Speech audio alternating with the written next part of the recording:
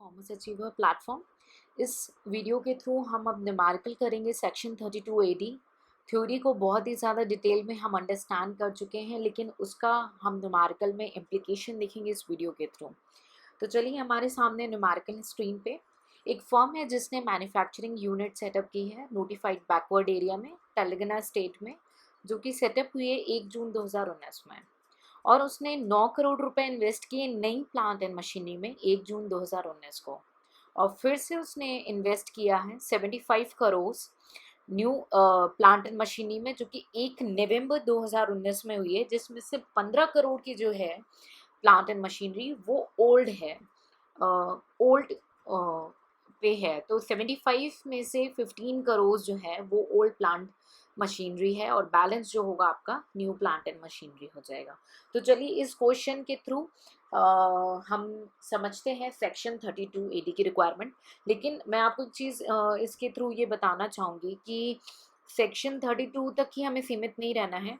तो आपसे मैं रिक्वेस्ट करूँगी, आप इसमें डेप्रिशिएशन, एक सेकेंड, ओके, आप इसमें डेप्रिशिएशन, एडिशनल डेप्रिशिएशन पे भी वर्क करेंगे। तो चलिए, हम आपके साथ एक बार कर लेते हैं। और आई होप आपने लास्ट के जो वीडियोस हैं रिगार्डिंग थ्योरी और न्यूमेरिकल उस पर अच्छी कमांड की होगी, तो एक बार रिवीजन भी हो जाएगा डेप्रिशिएशन और एडिशनल डेप्रिशिएशन का। तो चलिए कंप्यूट करते हैं डेप्रिशिएशन एंड एडिशनल डेप्रिशिएशन। ठीक है, तो प्लांट एंड मशीनरी में शॉर्टकट लिख रही हूँ, आप लोग एग्जाम में हमेशा फुल फ्लैश लिखेंगे। ठीक है, प्लांट एंड मशीनरी जो इन्होंने परचेज की थी, ठीक है, पहले इन्होंने की है 1 जून 2019 में, और वहाँ पे इन्होंने स्पेसिफाई किया कि न्यू है, तो चिंता की बात नहीं है। रुपीज़ इन करोड़, ये भी फुल में लिखेंगे आप प्लीज़। ठीक है, और फिर इन्होंने एक और परचेज की है प्लांट एंड मशीनरी। ठीक है, और वो कब की है आपकी 1 नवंबर को की है 2019 में। ठीक है, वो कितने की थी आपकी 75 करोड़ की थी, यानी आपके पास total plant and machinery 165 crore की इनके पास जो है प्लांट और मशीनरी है। और हम इसको कहते हैं, ये जो है ये WTV है 31 मार्च की, है ना, WTV ये हो जाती है। तो इससे हम लेस करेंगे डेप्रीशिएशन। ठीक है, हम इससे नॉर्मल डेप्रीशिएशन लेस करेंगे। ठीक है, आपको आई होप पूरा रिवाइज होगा लास्ट का, तो इसलिए एक तरीके से रिवीजन हो जाए इसलिए मैं करवा रही हूँ। ठीक है, और प्लांट एंड मशीनरी के केस में सेक्शन 32 के अंदर 15% है डेप्रीशिएशन। ठीक है, तो हमारा 90 करोड़ पे 15% आप डेप्रीशिएशन कैलकुलेट करेंगे। और हम एक बार ये चेक करेंगे क्या हमें इसका 50% करना है क्या, नहीं, बिकॉज ये मोर देन 182 डेज है ना। तो मोर देन 182 डेज चेक कर लेंगे, तो ये मोर देन अक्टूबर से पहले खरीदी हुई है ना, ये वाली प्लांट एंड मशीनरी जून में खरीदी हुई है, तो मोर देन 182 डेज है। तो हम स्ट्रेट अवे इस पे पूरा 15% का डेप्रीशिएशन लगाएंगे, जो कि आ रहा है आपको 13.50। ठीक है, और एक और इन्होंने परचेज किया 75 करोड़ पे। ठीक है, नॉर्मल डेप्रिशिएशन है, लेकिन ये अक्टूबर के बाद परचेज है, नवंबर में परचेज है, तो इसमें 15% डेप्रिशिएशन लगेगा। तो इसको हम या तो 7.5% यहाँ लिखें और वर्किंग नोट दे दें, या डायरेक्ट हम यहीं पे कैलकुलेशन ये कर लें। आप सब स्टूडेंट से रिक्वेस्ट है, ये जो प्रोविजंस है ना इसको नोट में देंगे, ये आपको एग्जामिनर के सामने आपका एक बहुत अच्छी आइडेंटिटी रखता है कि आप हर चीज़ का बहुत ही डिटेल वर्किंग दे रहे हैं, और आप जिस भी फील्ड में जाएंगे ये काफ़ी अच्छा इंप्रेशन देता है। ठीक है, तो ये आपका आ जाएगा 5.64। ठीक है, 6364 के अप्रॉक्स आएगा सबका। ठीक है, तो 5.64 करोड़ आ जाएगा, ये आपका नॉर्मल डेप्रिशिएशन है। ठीक है, अब हम कैलकुलेट करते हैं एडिशनल डेप्रिशिएशन में। ठीक है, सो आई होप आपको रिकॉल होगा, एडिशनल डेप्रिशिएशन का रेट फिक्स है जो कि 20%, बट कुछ स्टेट को एक्सेप्शन दी गई थी और उनको डेप्रिशिएशन का रेट दिया था 35%। आई होप आपको अगर याद हो तो।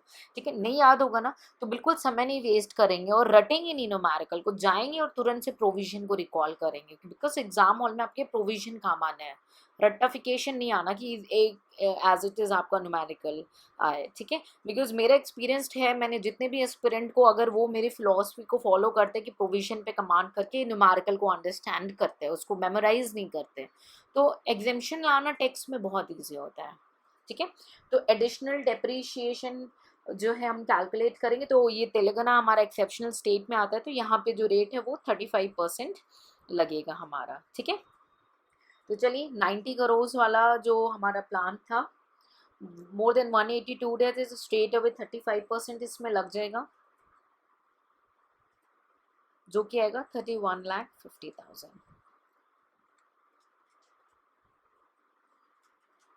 ठीक है। उसके बाद हमारा जो नेक्स्ट एडिशनल जो नवंबर में परचेज किए, वहाँ पे 2 पॉइंट है। एक तो 182 डेज वाला क्लॉज है, ठीक है, कि वो उससे लेस देन है तो 50% लगेगा, और दूसरा second hand plant and machinery भी है उसमें, तो सेकेंड हैंड पे नहीं लगता डेप्रिशिएशन, तो फर्स्ट हैंड पे लगता है, हम फर्स्ट हैंड पे कैलकुलेट करेंगे। तो 75 करोड़ था, ठीक है, उसमें 15 पुराना था, बचा कितना 60, 60 का 35% का 50%, क्योंकि more than less than 182 days है। ये हो जाएगा आपका 10.50। सारे डेप्रिशिएशन को आप एक बार ऐड कर लेंगे,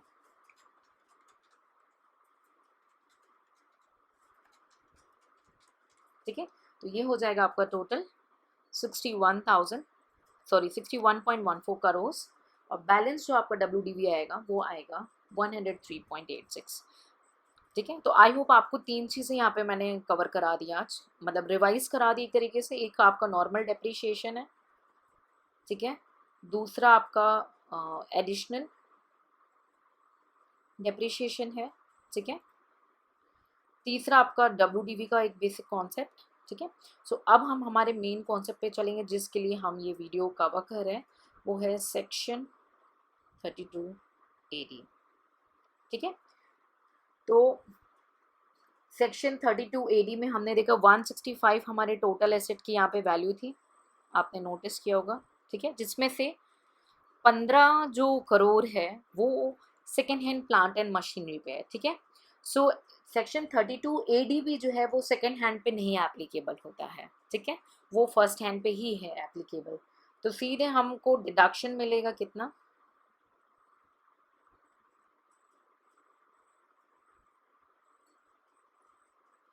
ठीक है, क्योंकि नोटिफाइड एरिया में है, तो आपका कितना बचा, आपकी टोटल वैल्यू थी 165, जिसमें से 15 करोड़ आपके ओल्ड प्लांट एंड मशीनरी थे, तो बचे 150 करोड़ का 15%,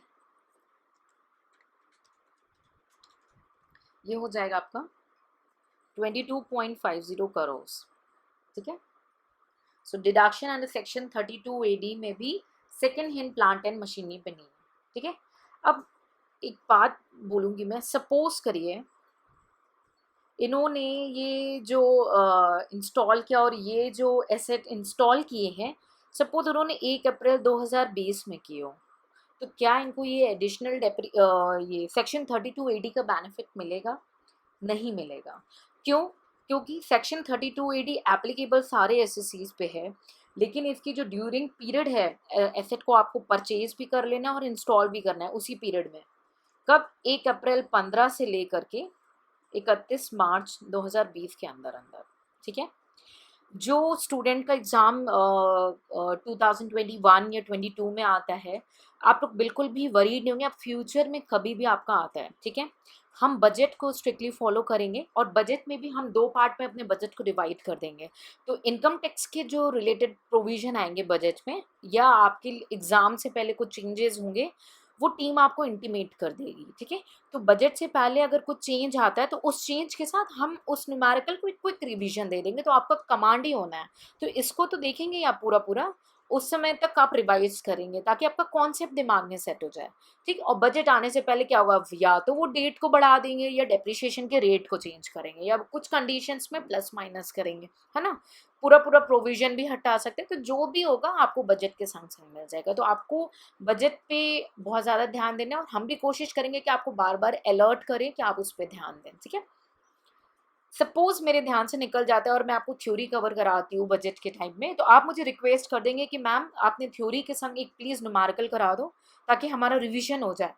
ठीक है, हम उन प्रोविजन को न्यूमेरिकल फॉर्म में करके देख सकें। ठीक है, तो आई होप ये क्लियर हो गया कि 31 मार्च 2020 तक जो है एसेट को परचेज भी कर लेना है एंड इंस्टॉल भी कर लेना है। तो अगर मानिए अगर वो इंस्टॉल कर रहे हैं 1 अप्रैल 2020 को, तो उनको सेक्शन 32AD का कोई भी बेनिफिट नहीं मिलेगा। ठीक है, और डिडक्शन कितना है? 15% है। किस पे है 15%? एक्चुअल कॉस्ट पे ही है, WDV पे नहीं है, एक्चुअल कॉस्ट पे जो है 15% का डिडक्शन है स्ट्रेट अवे। ठीक है, तो एक बार क्विक जा करके आप आज ये प्रोविज़न रिकॉल कर लेंगे, सेक्शन 32AD का भी। तो आज हमने 4-5 बहुत इंपॉर्टेंट एरियाज़ कवर किए हैं। तो मैं रिक्वेस्ट करूँगी उनके प्रोविज़न बिल्कुल लापरवाही कल तो कभी नहीं आना। मेरे को बहुत सारे स्टूडेंट बोलते हैं मैम कल कर लेंगे, बाद में कर लेंगे। अपने साथ बेवकूफ़ी कर रहे हो, मेरे साथ या किसी और के साथ नहीं, अपने पेरेंट्स के साथ नहीं। ठीक है, आप हर पॉइंट ऑफ कंपटीशन में, ये हमारी लाइफ फुल ऑफ कंपटीशन हो गई। इतने ज़्यादा बच्चे एग्जाम्स में बैठ रहे हैं और इतनी स्ट्रॉन्ग कंपटीशन है कि बहुत ज़्यादा आपको अलर्ट और एक्टिव रहना पड़ेगा। ठीक है, तो बाद कभी नहीं आता, कल कभी नहीं आता। आप इसके बाद थोड़ी देर का ब्रेक लोगे और तुरंत ही आज ठान कर बैठोगे भाई मैं खाना तब तक नहीं खाऊंगा या खाऊंगी जब तक मेरे को इनने प्रोविजन नहीं रिवाइज कर लिए। मैंने नॉर्मल डेप्रिशिएशन के, एडिशनल डेप्रिशिएशन के, WDV का एक बेसिक सा कॉन्सेप्ट आप देख लोगे, है ना। और उसके बाद सेक्शन 32AD के प्रोविजन को हम रिकॉल कर लेंगे। ठीक है, सो आज खाना खाने से पहले, क्योंकि अगर सोने से पहले का टारगेट रखोगे तो कर ले जाओगे, छोड़ ही दोगे। खाना भूख लगेगी ना तो उस चक्कर में कवर भी कर लोगे। अपने आप को चैलेंज किया करो। तो ठीक है, आई होप आपको ये क्लियर हो गया हो न्यूमेरिकल के साथ सेक्शन 32AD। किसी भी एस्पिरेंट को, किसी भी स्टूडेंट को कोई भी डाउट है प्लीज़ आप कमेंट सेक्शन में पूछेंगे और हमारी एक्सपर्ट टीम है वो आपको हेल्प के लिए अवेलेबल है। अगर आपको कोर्स को एक डेडिकेटेड टाइम में कंप्लीट करना है और आप चाहते हो कि आपको एक एक्सपर्ट आपके आमने सामने रहे कि आपकी क्वेरीज उठ रही हैं और वो कुछ ही फ्यू टाइम स्पैन में वो क्वेरीज आपकी सॉल्व हो जाएं, और आपको अपने ऊपर और कमांड करनी है, कॉम्पिटिशन्स जो है मार्केट में उसको फेस करना है, उसको चैलेंज करना है और एग्ज़ाम को पीसफुली, क्योंकि रोज़ इन्जॉयमेंट के साथ कोर्स को कवर करेंगे। आपको पता ही नहीं चलेगा आपका कोर्स कब कंप्लीट हो गया। और हम आपको पुश करेंगे, हार्ड वर्क करने के लिए आपको मोटिवेट करते रहेंगे, बीच में ब्रेक करेंगे। और कुछ हमारे एस्पिरेंट ऐसे हैं जो अच्छा अचीव कर ले जाते हैं, हम मार्क्स से नहीं बट वो एक सिंसियरिटी के साथ अपना परफॉर्मेंस देते हैं। तो हम गेट टुगेदर भी करते हैं उनके साथ और उन्हें अपने साथ इंटरेक्ट कराते ताकि उनका जो मोटिवेशन लेवल है और बढ़े, ताकि वो पूरी लाइफ में सक्सेसफुल हों। ठीक है, सो कोई भी हेल्प की ज़रूरत हो please ask in the comment section. Take care, see you in the next lecture.